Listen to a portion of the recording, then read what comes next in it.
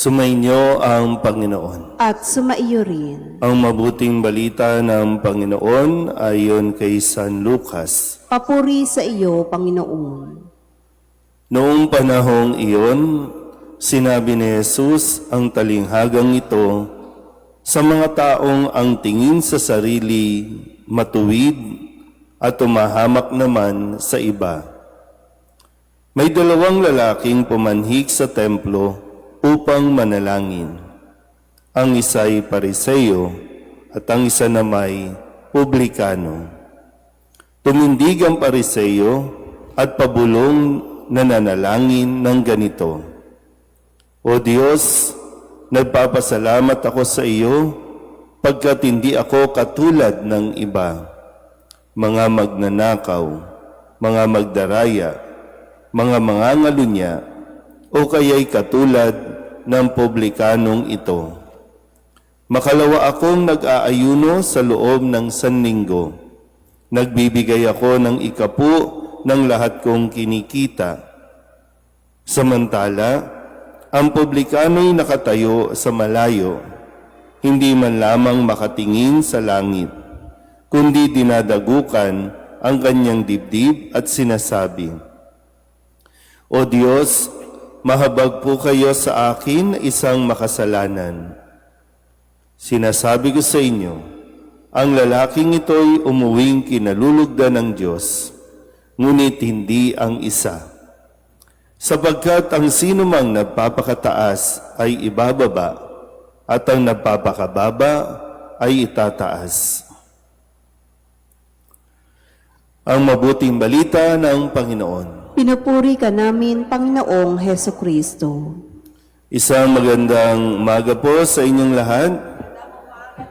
Ngayon po ay Sabado ng ika-3 linggo ng 40 araw na paghahanda at bago po tayo tumawid patungo sa ika-4 na paglalakbay natin o ika-4 na linggo, atin po muna muling balikan at nawa ay patuloy nating pagnilayan, patuloy nating isipin.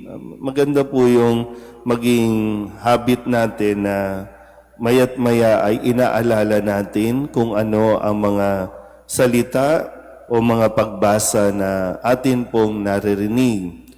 Kung hindi man tayo, gaya ng sabi ko, hindi man tayo masipag magbasa ng Biblia sa ating mga tahanan, kahit nga nasa cellphone na o gadget na yung mga salita ng Diyos, pero yun nga lang, sa kasawiang palad, pagdating sa salita ng Diyos, medyo tamad tayong maglaan ng oras para magbasa kahit man lamang yung mga readings of the day. Pero ngayon po, atin munang balikan ang mga salita na ibinigay sa atin sa linggong ito.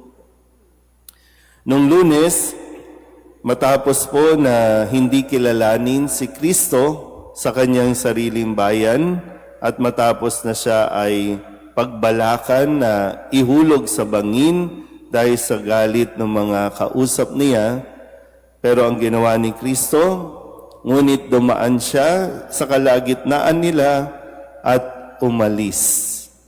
Magandang paalala sa atin na hindi natin kinakailangan nipilit ang ating mga sarili. Kung ayaw sa atin, mas mainam na wag nang patulan, iwan na lang sila at magpatuloy sa atin pong gawain o sa ating misyon. Noong Martes, ang sinabi naman, gayon din ang gagawin sa inyo ng aking amang nasa langit kung hindi ninyo patatawarin ang inyong kapatid. Ito'y patungkol doon sa isang tao na may utang na 5 milyon, siya ay nagmakaawa at siya naman ay pinatawad.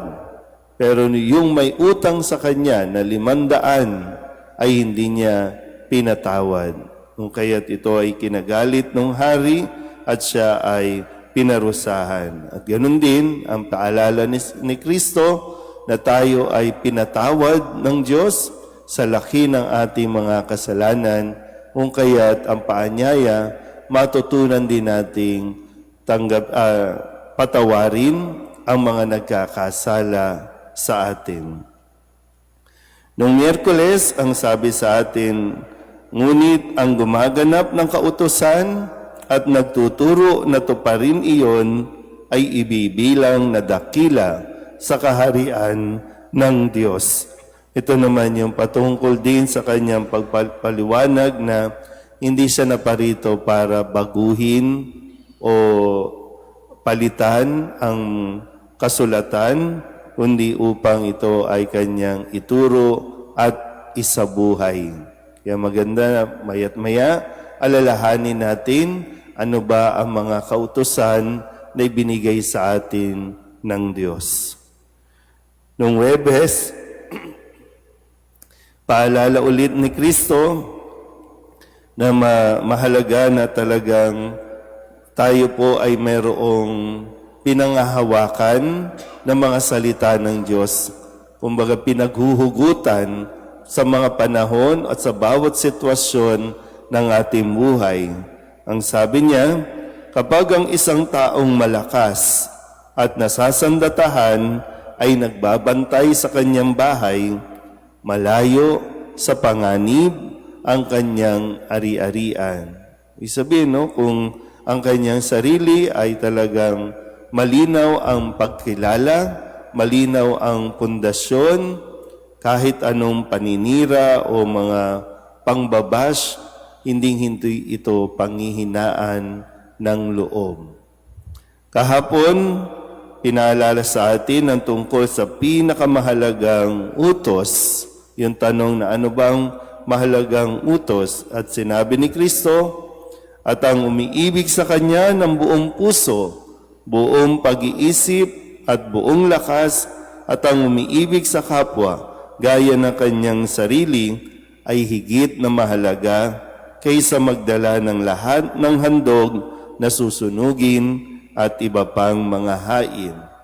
So, matapos ng ipaliwanag, pinakamahalagang utos, ibigin ng Diyos, ibigin ng kapwa, gaya ng iyong sarili. At ngayon, binibigay sa atin ni Kristo ang paalala muli, sapagkat ang sinumang nagpapakataas ay ibababa at ang nagpapakababa ay itataas. Kaya nga dito po sa halimbawa na ibinigay ni Kristo, dalawang lalaking nagpunta ng templo, isang Pariseo at isang Publikano. Pariseo, bida-bida sa kanyang lahat ng mga ginagawa, samantalang ang Publikano hindi man lamang makatingala at ang kanyang sinabi lang, mahabag kayo sa akin, isang makasalanan. Nanawa hindi tayo mahulog sa paniniwala na tayo po ay nagiging mabuti sa dami ng ating pong mga religious activities, sa dami ng ating pagdarasal, na para bang sinasabing hindi nangangahulugan na araw-araw kang nagsisimba ay nagiging mabuti tayo sa ating kapwa. Dahil madalas lang, no, sabi nga dito, inisa-isa nung isang Pariseo ang mga bagay na hindi niya ginagawa, pero nang aapi at namamaliit ng kanyang kapwa. At hindi yon ikinalulugod ng Diyos. Tandaan natin mabuti, ha? Walang naitatago sa Diyos. Alam ng Diyos maging ang kaibuturan o kaloob-looban ng ating puso ang kung bakit yung motivation natin at kung bakit natin ginagawa ang isang bagay. Maari tayong magtago, no, at maaring pagtakpan natin ang ating mga maling ginagawa, ang maling mga intensyon, at sa mata ng tao o pwedeng masabing napakabanal natin, pero sa paningin ng Diyos, wala itong maitatago. Kaya nawa, pagsikapan natin, no, yan lang naman ang inahangad sa atin, yung matuto tayong magpakumbaba, aminin ang ating mga kasalanan, at huwag magturo sa kasalanan ng iba. magtumingin tayo sa ating sarili at dalasan natin, no? Baka mas mainam, dalas-dalasan natin ang pagtingin sa ating mga sarili. Umarap ka rin sa salamin, makita mo kung ano ang iyong mga kahinaan, kakulangan, at huwag ibaling sa iba ang ating pong mga kasalanan. Amen.